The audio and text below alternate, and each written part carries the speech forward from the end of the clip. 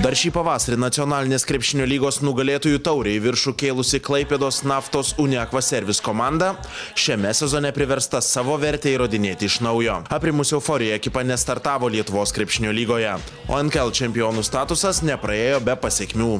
Komanda paliko net 10 žaidėjų, tarp jų ir keli ekipos lyderiai. Iš galingos praėjusio sezono sudėties beliko tik 4 čempionai – Mindaugas Stašys, Viktoras Chodosovskis ir jaunieji Džiugas Slavinskas bei Aidas Einikis. Kardinaliai pasikeitusi komanda iš 14 lygoje esančių ekipų šiuo metu yra tik 11.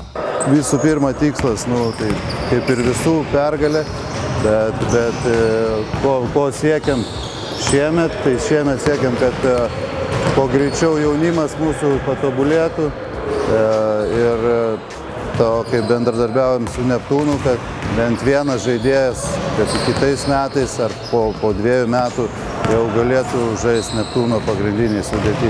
Nacionalinės krepšinio lygos čempionai turėjo istorinę galimybę patekti į Lietuvos krepšinio lygą. Tačiau finansų stygius klaipėdiečius privertė tokius planus nustumti ateičiai. Kadangi man taip atsitiko jau antrus metus, jau kažkaip 2005, kiek pamenu, buvom čempionai irgi. Tai nebe naujiena buvo, jau aiškus norėjusi ten bandyti jėgas LKL, bet yra kaip yra geriau. Dirbsim su jaunimu šiemet. Sieksim kitų tikslų. Norėjom ir kalbėjom, kad jeigu išeis LKL, tai visi liksim komandui. Tikrai yra toks kartėlis, nes norėjom pabandyti, aš tai žaidęs be abejo, bet yra dauguma, kurie nežaidė ir norėjo savo jėgas išbandyti. Aišku, yra toks kartėlis, bet ką darysi? Lauksim gal kitais metais tapsim čempionas. Aišku, buvo liūdna faktas, kad ir pinigėlių reikėjo biški daugiau ir komandą reikėjo pildyti pajėgesniais žaidėjais, tie, kurie žaidėm pagrindėtų ir jau mes, jeigu būtumėm ir likę kažkurie, tai būtumėm jau nebent atsarginiais galėję žaisti. Tai viskas suprantam, kad čia ne taip viskas lengva, kaip atrodo, žinot. Vien Mažeikių pavyzdys, ką parodė, ir tuo labiau 2 miesto komandos, kad žaistų LKL, tai manau, čia neįmanoma praktiškai. Didžiausia atsakomybės naštą komandoje tempė 29 metų Mindaugas Stašys. Jis rezultatyviausias ekipos žaidėjas, renkantis 14,5 taško. Tuo tarpu Klaipėdos Naftos Uniaqua Service simbolis 26 metų Viktoras Chodosovskis jau 8 metai komandoje. Jo vidurkis 12,5 taško per rungtynes. Nėra lengva dėl to, kad krepšinis labai banguotas pas mumis. Tai vieną dieną šauna jaunimas, tai gerai, tada einam toli.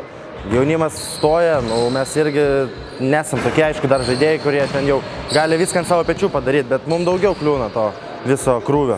Tai sunkiau yra. Tas jaunimas čia 18 metų, tai jie daug ko nežino, iš jų irgi negali reikalauti, kad jie ten viską gerai žinotų, neklystų, nes būna, kad ir patys mes suklystam.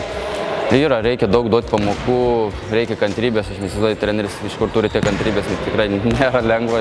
Aš pats irgi stengiuosi, kiek galiu padėti treneriu ir Viktoras. Tikrai yra reikalų, bet vyrai stengiasi, dirba, pasilieka individualiai. Manau, kad ant 2.16 bus viskas geriau.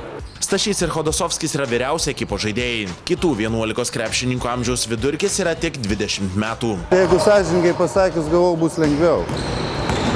Bet pasirodo, kad reikia daugiau kantrybės, daugiau visko, daugiau mokyti juos reikia, ne taip jie pagauna paprastus tokius dalykus, reikia praktiškai pradėti nuo nulio. Nervų taip, kainuoja, tuo labiau, kai aš sakau, pripratęs kaip toks, kad laimėtai, tai ir čia tų pergalių kaip nėra, tai tų nervų kainuoja, patikėkit jo. Klaipėdos Naftos Uniaqua Service ekipa neteko ir rezultatyviausio 2013-2014 metų nacionalinės krepšinio lygos žaidėjo Dainiaus Vaitelio. Praėjusį sezoną aukso medalius ekipai padėjęs iškovoti aukštaūgis nusprendė profesionaliai nebežaisti krepšinio, o komandai padėti jai vadovaujant. Pas mane tai niekas nepasikeitė, pas mane išliko ta pati pagarba kaip žaidėjam, kaip treneriui.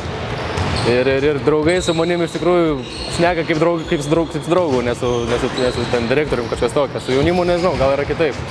Bet su tais, su kuriais žaidžiau praeitą metą, tikrai niekas nesikeičia. Net reikia būti griežtesniam, bet aš nemoku su jais būti griežtas. Ir gaunas taip, kad nežinau, trūksta griežtumo gali būti. Atlantos olimpinių žaidynių prizininkas, komandą treniruojantis Rytis Vaišvila tiki šviesia komandos ateitimi.